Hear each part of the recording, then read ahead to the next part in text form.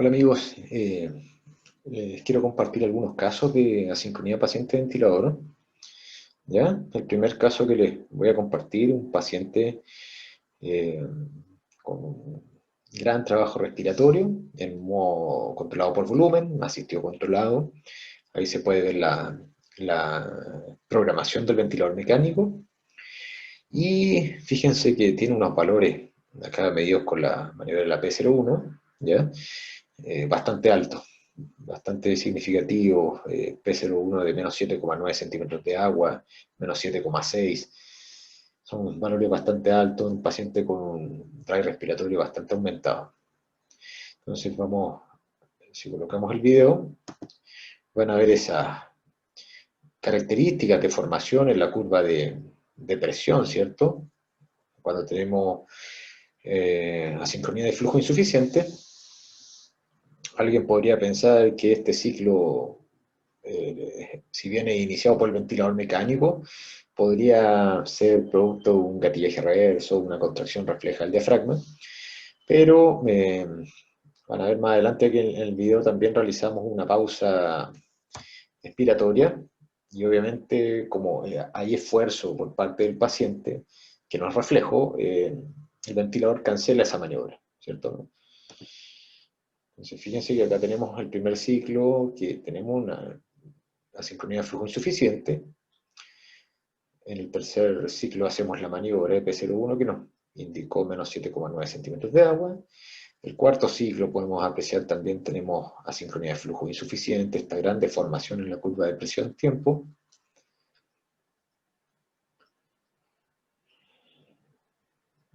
Si fijaron ahí, realizamos una maniobra de pausa expiratoria y canceló el ventilador mecánico en la maniobra.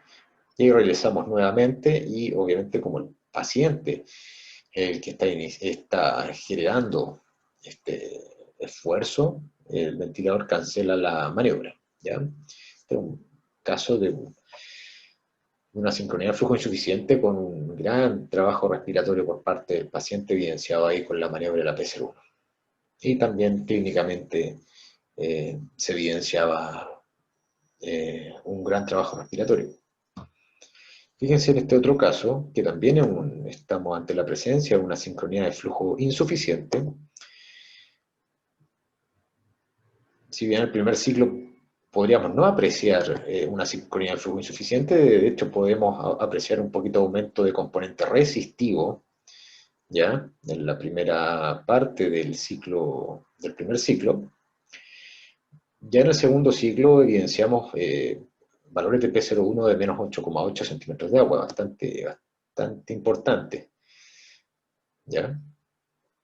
Fíjense que en el siguiente ciclo que vamos a medir, también el paciente con valores de P01 de menos 9,3 centímetros de agua,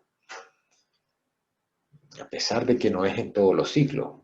Fíjense ahí en ese primer ciclo, esa deformación en la curva de presión-tiempo.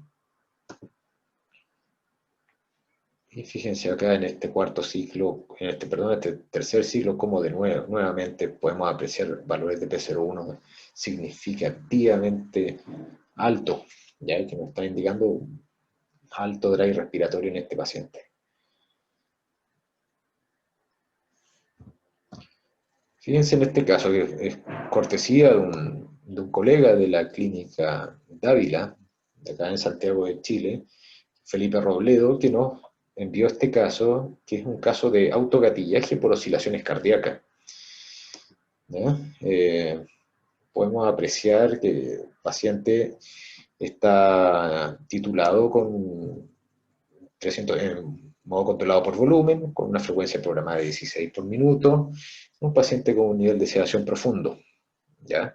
Y que podemos ver que tenemos frecuencia respiratoria de 20 por minuto, que nos indica ahí el ventilador mecánico.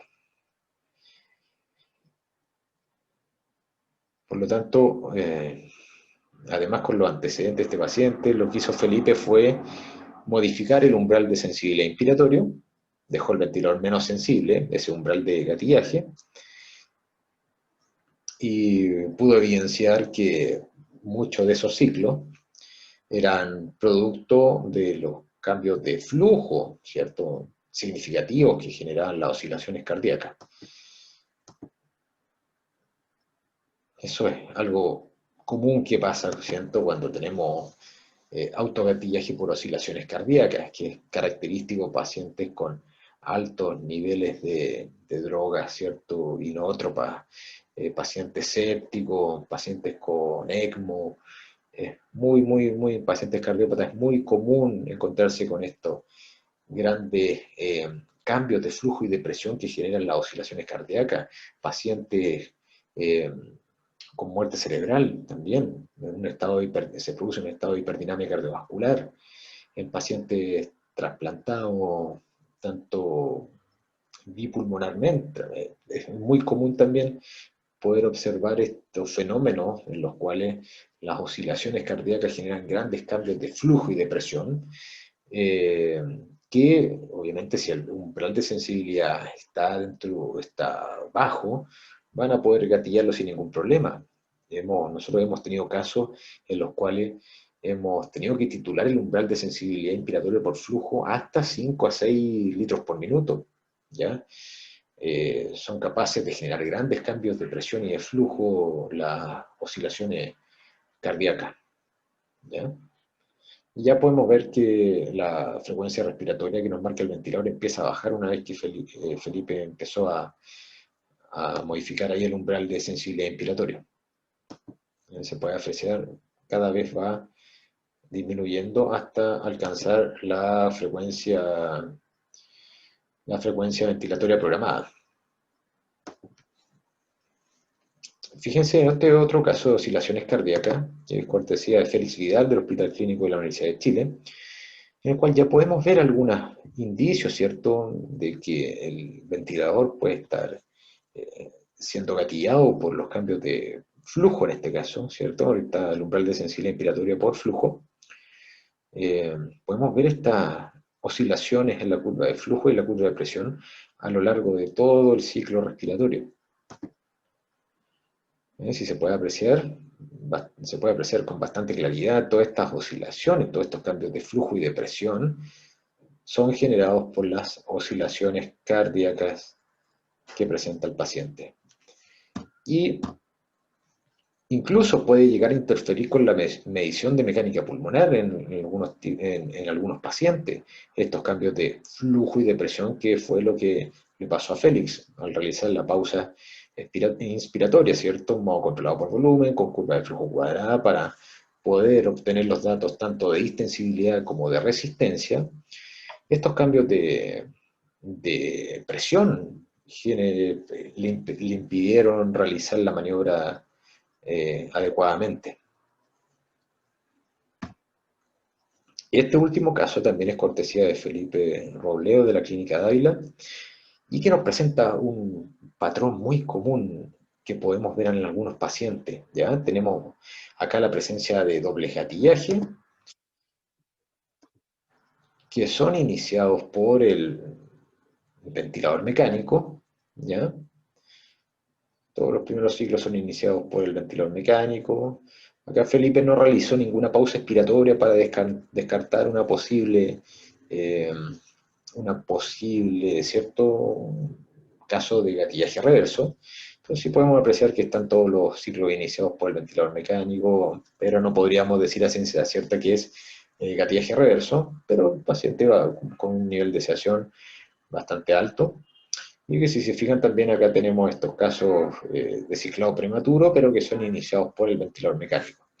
Entonces lo que hizo Felipe fue modificar la modalidad a una modalidad controlada, espontánea, perdón, un CPAP más presión de soporte, y podemos apreciar en la gráfica que tenemos un paciente con una frecuencia respiratoria bastante baja, ¿ya? Y que moviliza grandes cantidades de volumen corriente. Esto es un patrón característico en algunos pacientes, ¿cierto? Pasamos al paciente a modo espontáneo, el paciente disminuye su frecuencia y aumenta sus volúmenes corrientes que pueden llegar hasta 1000 mililitros, ¿cierto?, de volumen.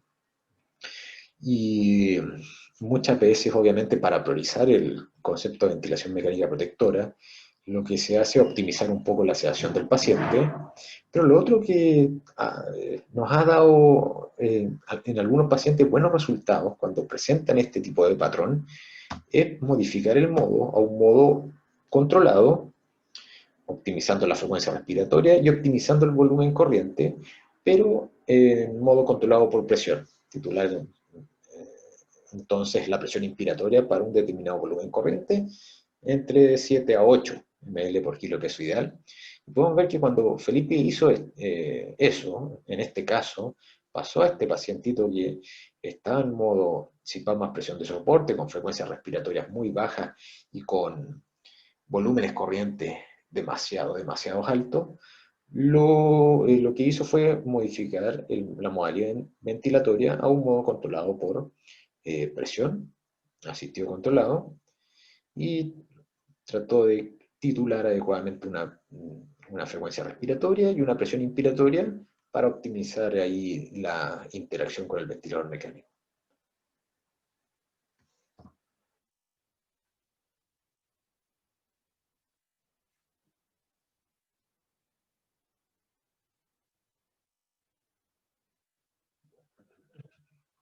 Si se fijan, va a ser menos dañino y menos deleterio tener al paciente en esta modalidad versus en el espontáneo, moviendo grandes cantidades de volúmenes corrientes, generando grandes cambios a nivel de presión de distensión de vía aérea, de presión transpulmonar. ¿Ya? Obviamente acá podemos apreciar que hay una pequeña limitación del flujo expiratorio y que habrá que ver si es que genera autopip, ¿cierto? O se podría modificar un poquito ahí la frecuencia respiratoria, pero el volumen corriente que está movilizando el paciente es claramente, significativamente menor al que estaba movilizando en modo controlado, perdón, en CPAP más presión de soporte, y está mucho mejor adaptado el paciente a cómo está en modo controlado por volumen. ¿Ya? Esos son los casos que les quería compartir. Compartan el video. Las preguntas pueden realizarlas ahí en la página y nos vemos. Que tengan un muy buen día.